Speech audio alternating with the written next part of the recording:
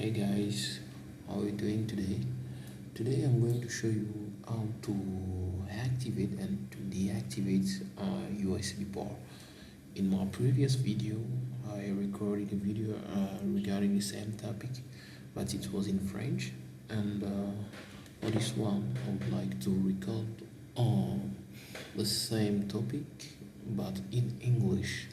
Just I'm bilingual, but I'll just try to make it in English for today. Just be pay more attention because sometimes it's a little bit difficult for me to speak English clearly. Okay, so let's start. It's actually the same process. I'm just going to press the Windows button plus R just to show this the run small window. So I'll just type regedit, just type regedit and you click OK, then you click yes, and you see this dialog box will come. And what you're gonna do, you just go in H key local machine, click on that, then you go to software,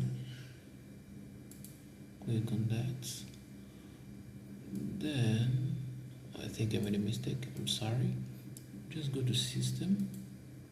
After system, you go to current control sets, click on it, then you go to services, okay, click on that, and you have to scroll down, search for USB store. I'll scroll it more faster. The USB store, where it is, I think it's here, USB, I'm sorry, just wait a second. Yeah, it's there. USB store. Just double click on it. Then you come here on start. Double click on it and see now. It's 3. 3 means it is in hexadecimal.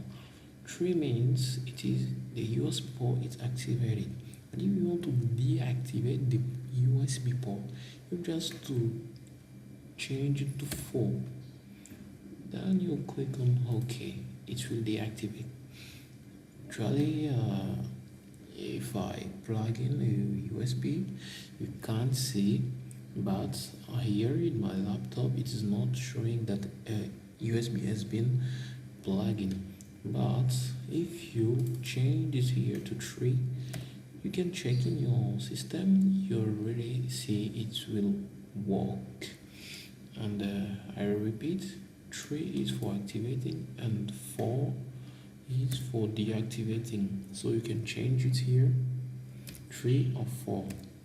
It's up to you if you want to deactivate USB port, but I set it on 3 because I want to let it activate it. Okay, thank you for watching this video, and I hope you enjoy it, and don't forget to subscribe in my channel. Then I'll see you in the next video. Ciao.